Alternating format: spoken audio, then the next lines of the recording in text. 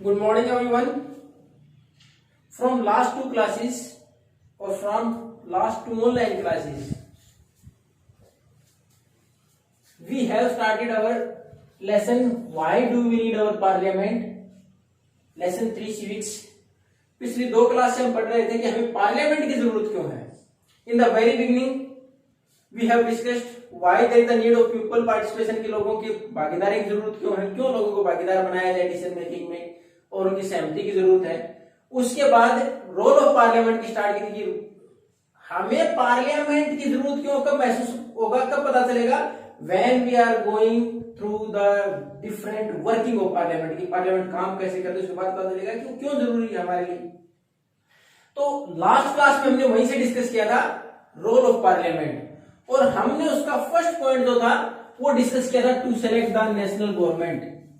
Parliament का पहला काम क्या था, सरकार चुनना. कौन सी सरकार चुनना, क्योंकि सरकार तो हमारे यहाँ there are 3 different level of the government, 3 level है सरकार के, सेंट्रल, स्टेट और लोकल सेल्फ गवर्नमेंट. तो कौन सी सरकार चुनती है पार्लियामेंट, वो चुनती है हमारी सेंट्रल गवर्नमेंट, जो पूरे देश के लिए सरकार है. और उसमें भी सेलेक्ट करने की जहां तक बात आती है तो only one house of the parliament, that is Lok Sabha is important. अगर सरकार चुनने की बात है, सरकार बनाने की बात है, तो लोकसभा जिसके डायरेक्ट वोटिंग के द्वारा 543 मेंबर चुने जाते हैं, उनमें से अगर 272 किसी पार्टी का जाए या फिर अगर किसी एक पार्टी के नहीं आते थे, कोलिजन गवर्नमेंट. से बताया था कि if different parties come together to form government is called coalition government. अलग अलग पार्टियां साथ आए सरकार चलाने की, कोलिजन गवर्नमेंट हो जाएगी वो.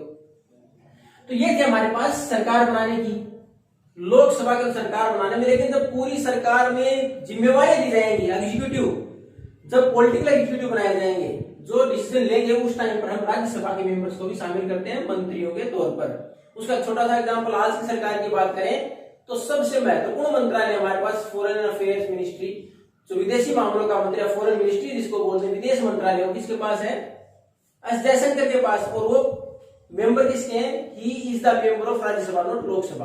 उन्होंने चुनाव नहीं लड़ा लोकसभा का, उनको राज्यसभा भेजा गया गुजरात, उसके बाद वो वहां के हमारे विदेश मंत्री बने हैं. तो राज्यसभा की भूमिका भी है उसमें. जब सरकार में एग्जीक्यूटिव चुनी जाती है, जब सरकार बनेगी तब केवल मेंबर से बनेगी लोकसभा के. ये तो नेशनल गवर्नमेंट का. उसके बाद दूसरा काम क्या है हमारी पार्लियामेंट का, to control, guide and inform the government. सरकार के ऊपर नियंत्रण रखना, उसको मार्गदर्शन करना, क्या करना चाहिए और क्या कुछ चल रहा है देश के अंदर, उसकी जानकारी प्रोवाइड कराना. अब कैसे, अब जब हमारी पार्लियामेंट का सेशन चलता है, देयर आर 3 मेजर सेशंस. कौन कौन से, 3 सत्र होते हैं सरकार के, पार्लियामेंट के हमारी. कौन सा, विंटर, समर और उसके बाद मॉनसून. 3 सत्र होते हैं, यानी साल में कम से कम 3 बार मीटिंग बुलाई जाती है. अब उनके दौरान the first hour is question our.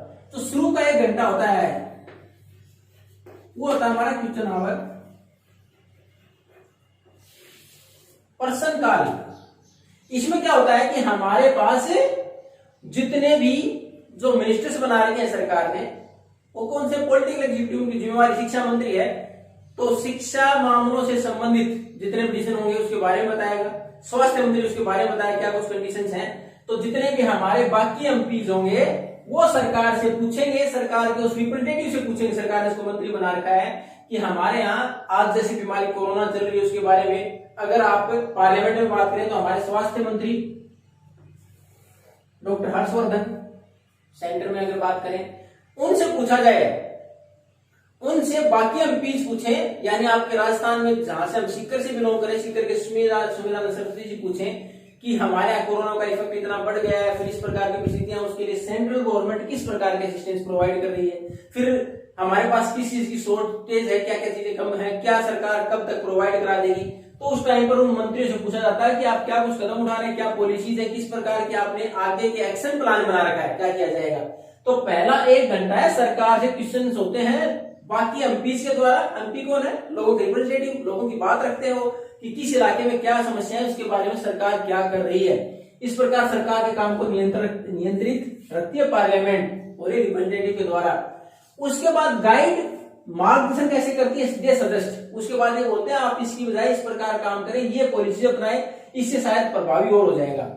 यानी आप जो काम करें इसमें एक शॉर्ट कमिंग है, इसमें से प्रकार अगर सुधार कर लिया जाए तो इसमें और कंट्रोल हो जाएगा. ये सजेस्ट करते हैं, गाइड करते हैं, सरकार को ये जानकारी मिल जाती है, इंफॉर्मेशन मिल जाती है कि what people think about us, कि लोग हमारे बारे में क्या सोच रहे हैं, रिप्रेजेंटेटिव उनकी बात रखते हैं, उनकी जो परेशानियां वो सामने रखते हैं, तो सरकार को आगे किस प्रकार स्टेप्स उठाने चाहिए उसकी जानकारी मिल जाती है। इसमें सबसे महत्वपूर्ण भूमिका कौन निभाता है? द ओपोजिशन, विपक्ष। वो क्या करता है? सरकार की जो पॉलिसी उनकी आलोचना, क्रिटिसाइज, उसमें जो कमियां हैं उनको उजागर करता है, just to get a popular support in the public, ताकि उनको समर्थन मिले अगले चुनाव से पहले। तो ज्यादा से ज्यादा ऐसे इश्यूज जो कि नेगेटिव है, जो सरकार के खिलाफ है, जिसमें सरकार फेल हो रही है, सरकार ढंग से काम नहीं कर पा रही, इश्यूज को उठाता है ओपोजिशन। वो सरकार को अलर्ट करते हैं, सरकार को चेतावनी जारी करते हैं कि you are not at the right path, आप सही तरीके से नहीं चल रहे हैं, and it will cause a problem in the next election, ये आपके लिए समस्या क्रिएट कर सकता है अगले चुनाव में। तो सरकार उसके ऊपर ध्यान देती है। तो सरकार के ऊपर पूरी तरह नियंत्रण करती है क्या? हमारी पार्लियामेंट। पार्लियामेंट में कौन? जो हमारे प्रतिनिधि, रिप्रेजेंटेटिव है, वो सरकार से क्वेश्चन करते हैं, सुझाव देते हैं, क्रिटिसाइज करते हैं, आलोचना करते हैं कि आप ये काम नहीं कर पा रहे हैं ढंग से। उसके बाद अगला काम है टू कंट्रोल फाइनेंस, और इसको प्रोनाउंसिएशन में हो सकता है फाइनेंस भी बोल देते हैं हम। तो उसमें क्या होता है? वित्त, ये है क्या? पैसा। अब सरकार कितना बजट कहां खर्च करेगी, किसके लिए कौन सा बजट पारित करेगी, कहां पास कराना है उसको? पार्लियामेंट में। यानी पार्लियामेंट में किसी भी प्रोजेक्ट के लिए कितना पैसा लगाया जाएगा, उस बिल को पास कराया जाएगा। फाइनेंशियल बजट हर साल डिक्लेयर होता है कि हमारा पैसा है कितना, सरकार के पास कितने टैक्स और लगाएगी, कहां से रिकवर करेगी और कहां उसको इन्वेस्ट करेगी, कहां उस पैसे को खर्च किया जाएगा। ये सारा कहां जानकारी देनी होती है उसको? पार्लियामेंट के अंदर जानकारी देनी होती है। और different ministers are asked by different MPs, opposition के लीडर भी हो सकते हैं, वो खुद पार्टी के हो सकते हैं, दोनों मंत्रियों से पूछते हैं कि आप इतना बजट रेलवे के लिए दे रहे हैं, इतना स्वास्थ्य के लिए, इतना शिक्षा के लिए, इतना सेना के लिए, इतना हमारी साफ सुथरा सैनिटेशन के लिए जारी कर रहे हैं, इतना हमारे पास इंफॉर्मेशन टेक्नोलॉजी के लिए जारी कर रहे हैं। इन सारा पैसा इसकी बजाय कोई और प्रोजेक्ट अगर हमारा है तो कहां इंप्लीमेंट ज्यादा होना चाहिए, किस पर ज्यादा पैसा लगाना चाहिए, कहां कम करना चाहिए, तो नियंत्रण रखती है वहां अपने क्वेश्चन रखते हैं कि बजट में क्या कमियां हैं, क्या अच्छाइयां हैं, किस प्रकार उसको और नियंत्रित किया जाए, किस प्रकार उसको बढ़ाया जा सकता है, कहां खर्च होना चाहिए जेन्युइन। तो ये फाइनेंस को कंट्रोल करने का काम भी किया पार्लियामेंट। क्यों? कोई भी फाइनेंशियल बिल है, वित्तीय जो बिल है जिसमें पैसा लगेगा, कहां पास कराना है? पार्लियामेंट में। पार्लियामेंट उसके बारे में जवाब देना होता है सरकार को। तो पार्लियामेंट का काम क्या है? हमारी सेंट्रल गवर्नमेंट जो डिसाइड होती है वो पार्लियामेंट डिसाइड करती है। उसके बाद जो पॉलिसी डिसाइड करती है वो सरकार का काम है, और वो सरकार कहां? पार्लियामेंट में डिक्लेयर करती है हमने क्या डिसीजन लिए, क्यों लिए हैं, उनको डिफेंड करना होता है अपने आप को कि हमने क्यों लिए, उसका रीजन भी बताना होता है। पैसा जहां लगाया जाए वो पार्लियामेंट में बताए कि हम कहां कितना बजट इन्वेस्ट करने वाले हैं, क्यों करने वाले हैं, कहां से किस प्रकार के डिफेंस से संबंध करना है, जो हमारे नए टूल्स है, इंस्ट्रूमेंट्स और वेपन्स है, कहां से खरीदेंगे। अब इसके बाद एक जो महत्वपूर्ण काम है, सबसे इंपॉर्टेंट, वो है टू मेक द लॉज। कानून बनाना भी किसका काम है? पार्लियामेंट का काम है। लेकिन ये इस लेसन में नहीं दे रखा हमने, we are going to read it in the next lesson. इस पार्लियामेंट का जो महत्वपूर्ण काम है कानून बनाना, we are going to discuss in the next lesson, अगले लेसन में दे रखा है। ये तो था हमारे पास पार्लियामेंट के डिफरेंट वर्क्स, ये दर्शाते हैं why it is compulsory for, important for, क्यों हमारे लिए जरूरी है। ये तो साबित हो गया ये सारे काम पार्लियामेंट करती है, पार्लियामेंट इसलिए हमारे लिए जरूरी भी है कि लोगों की बात रखना, उनको उनके ऊपर बात रखने के बाद उनके ऊपर इंप्रूवमेंट करना और डिसीजन लेना। अब हमारे पास नेक्स्ट है who are the people in the parliament. Next जो टॉपिक है इसका, who are the people. Parliament में है कौन लोग? पार्लियामेंट में कौन लोग हैं? हमारे पास पार्लियामेंट में from urban as well as from rural areas, from tribal areas, हर जगह से रिप्रेजेंटेटिव है। आज हमारे यहाँ हर जगह से रिप्रेजेंटेटिव है, so that they can talk about their issues very well, ताकि वो अपनी बात आसानी से रख पाए। ट्राइबल है, जनजातीय लोग हैं, वो अपनी बात ज्यादा, क्योंकि they are very much familiar about the situation, वो अपनी स्थिति से ज्यादा अच्छे से फेमिलियर है, अच्छे से पता उनको क्या समस्याएं हैं, वो आसानी से रख देंगे। उसी प्रकार हमारे पास अगर हमारे गांव से संबंधित है तो what are the problem faced in the rural areas और in villages, they can easily explain in the parliament. उसी प्रकार हमारे पास अब हमने इसको और डाइवर्स बनाने के लिए और अधिकार देने के लिए हमने क्या किया कि 80 और एसटी के लिए सीटें रिजर्व कर दी गई। Seats are reserve for SC and ST in the parliament. हमारी संसद में सीटें रिजर्व कर दी गई, और यह है कितनी?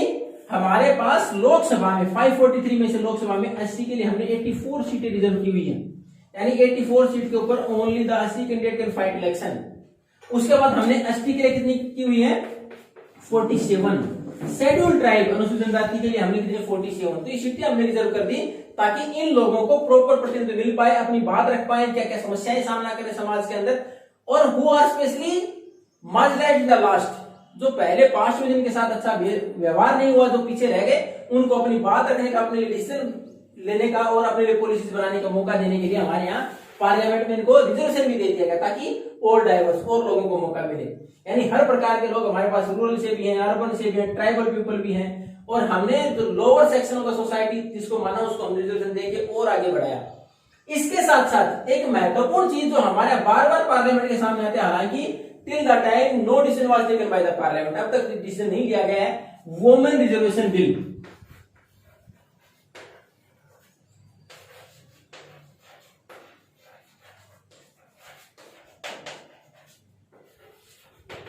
अब बार बार मांग उठती है कि हमारे यहां महिलाओं को भी आरक्षण मिले, इसके लिए वुमेन रिजर्वेशन के लिए बार बार बात होती है, लेकिन अब तक इसको इंप्लीमेंट नहीं किया गया है। अब इसमें सबसे आश्चर्य की बात क्या है, the 50% part of the population, ये हमारा आधा भाग हमारी जनसंख्या का, जिसको कंप्लीट रिप्रेजेंटेशन नहीं मिला है। कैसे नहीं मिला, देखो अगर हम स्टार्टिंग की लोकसभा से बात करना शुरू करें तो before 60 years only 4% women were there. शुरुआत की 2 लोकसभा तक हम काउंट करें केवल 4% महिलाएं थी, और अगर पिछली लोकसभा तक की बात करें 2014 तक तो it was up to 11% only, ये केवल 11% है। और हम जनसंख्या कितने की बात करें, 50% के लिए बात कर रहे हैं, यानी 50% लोगों को हम 11% रिप्रेजेंटेशन लेके आए हैं। इसका मतलब दे रिक्वायर्ड मोर, उनको और जरूरत है, उसके लिए इश्यूज रेज किए जा रहे हैं, और they are just demanding for 33%, कम से कम 33%, 1/3 तो मिले।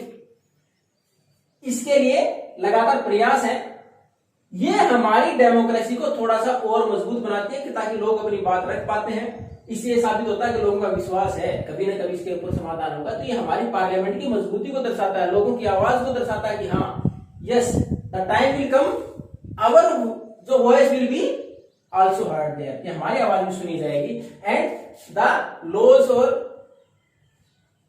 Laws will be implemented for that. तो ये था हमारी पार्लियामेंट की भूमिका क्या है, क्यों जरूरी है हमारे लिए, इन सारी चीजों से हमें पता चल जाता है, और किस प्रकार हमारे डाइवर्स है, किस प्रकार अलग सेक्शन के डिसीजन लिए जा सकते हैं। We have completed our lesson. I will provide the question answer in the PDF format, and till that time if you have any problem then you can ask me. Thank you and have a nice day.